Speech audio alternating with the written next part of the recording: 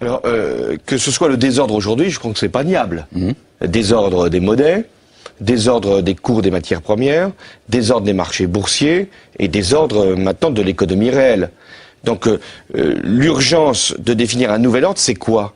C'est pas un ordre au sens militaire international, c'est un ordre au sens monétaire d'abord. Cette crise marquera sans doute pour l'histoire le commencement véritable du XXIe siècle. Le moment où tout le monde aura compris qu'il était temps de changer, temps de donner un nouveau visage à la mondialisation, temps de construire un nouvel ordre mondial. Alors jamais la nécessité d'un nouvel ordre international n'a paru aussi nécessaire. Des sourires et des poignées de main qui en disent long. Hier soir à Londres, les dirigeants du G20 estiment avoir trouvé un accord historique. Un nouvel ordre mondial émerge et avec lui, nous entrons dans une nouvelle ère de coopération internationale. Mais en même temps, ne nions pas que nous avons besoin d'une gouvernance mondiale.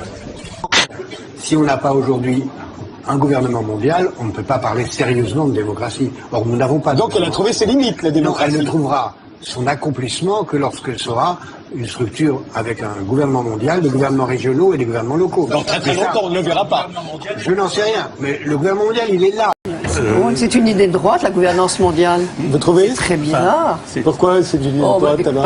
Parce que c'est en fait c'est un espèce de pouvoir quand même énorme où l'individu et les nations n'ont plus donc les nations qui élisent leurs dirigeants n'ont plus grand chose à dire. Pour ce qui concerne la gouvernance mondiale, ce sera du moyen terme, c'est-à-dire 4 à 5 ans. S'il y avait une chose que je voudrais voir apparaître en 2025, c'est la chose politiquement la plus incorrecte à dire, c'est un gouvernement mondial. Aux États-Unis, à l'Europe, à l'ensemble des pays de la planète, de se doter d'une gouvernance mondiale dont nous voyons aujourd'hui qu'elle est essentielle pour résoudre les grands problèmes d'environnement, et Barack Obama est engagé sur ces questions d'environnement, il veut signer le protocole de Kyoto, oui. Eh bien nous avons besoin de cette gouvernance mondiale.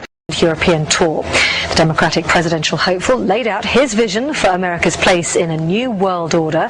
La forza vivificante della sua luce ti incoraggia ad impegnarti nell'edificazione di un nuovo ordine mondiale. Même si on peut imaginer, rêver d'un Jérusalem devenant capitale de la planète, qui sera un jour unifié autour d'un gouvernement mondial. C'est un joli lieu pour un gouvernement mondial.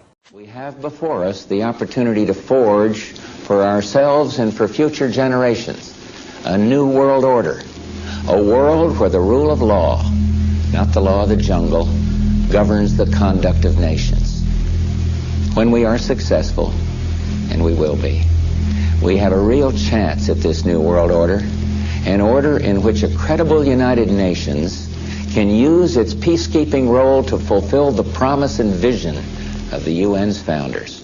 Donc je pense qu'il faut viser le gouvernement mondial comme une stratégie. Et d'ailleurs, quand les gouvernements parlent du G20, c'est une illusion, une sorte de retard avant le gouvernement mondial. On va vers ça. Est-ce qu'on ira à la place de la guerre ou après la guerre? Je ne sais pas. Mais c'est ça qu'il faut viser.